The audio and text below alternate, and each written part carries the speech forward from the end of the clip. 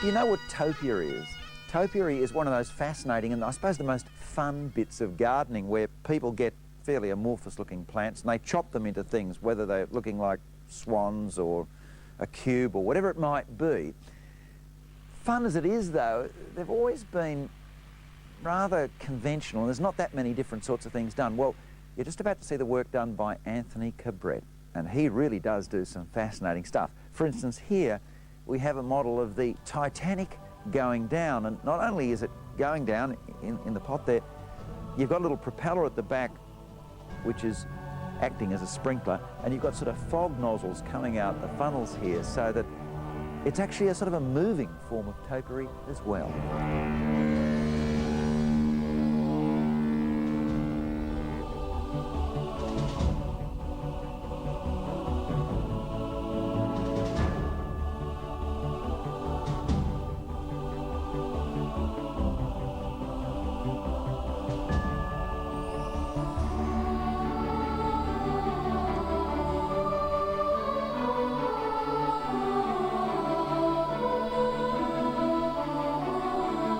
Most of your job, Anthony, is taking amorphous looking blobs like that and turning it into something. That's what I aim to do, yes. Now, what shapes can you see in that you could work with? Most things really, anything from a spiraled topiary around. But can you do something a bit more adventurous? Oh yes, you could do a teddy bear, for example. Could we do that? Yeah, sure. So what do you do? What we do is we select the lower branches, start from the bottom, and what we're going to do is we'll pull a fairly chunky one down between two smaller ones, over the top. It's just like a plait, and I'll just put on these little plant clips. These are the clips that are normally used to clip a plant onto a stake? Yeah, to a stake, yes, that's right, yeah. And of course, if anybody wants to try this at home and they don't have these plant clips, they have trouble to get them, you can use a lacquer band, and you just lacquer band over the top. Same thing, lacquer band, lacquer band, lacquer band. What's a lacquer band? Rubber band. Oh, rubber band, right. Yeah. You just go over the top. Once or twice. Once is okay. And they actually break down by themselves and ping off.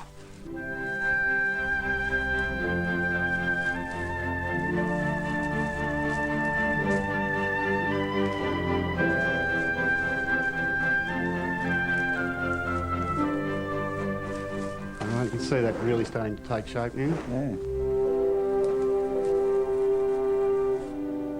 Put one clip in to hold his, scrunch up a little bunch for his ear.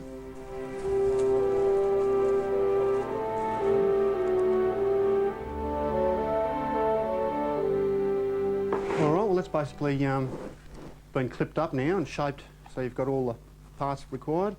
Now we just need to trim him off a bit and even him up.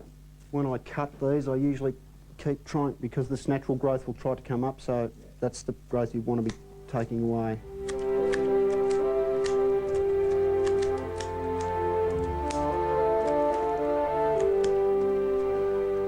If you're having trouble with your secateurs, wet your plant down just with water and then cut, and the water acts as a lubricant and it helps to keep your secateurs clean. Get a much smoother cut that way.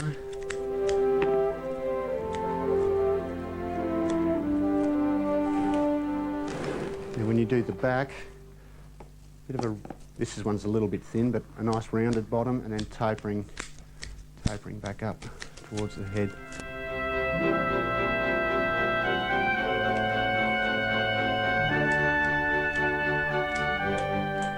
Something a little bit different.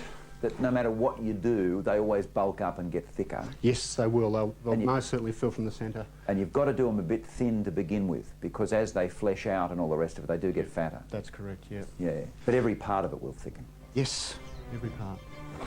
That's pretty good. Thank you.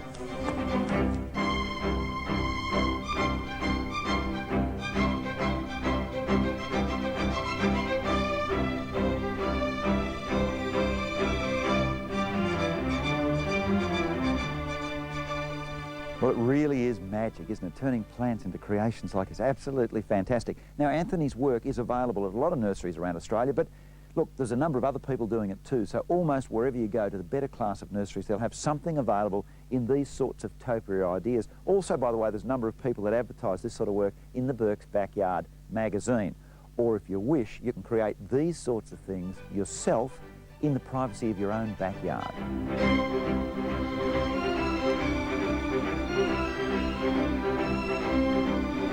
Now, coming up after the break, how to make Waldorf salad and how to cheaply convert an ugly driveway into a really beautiful one.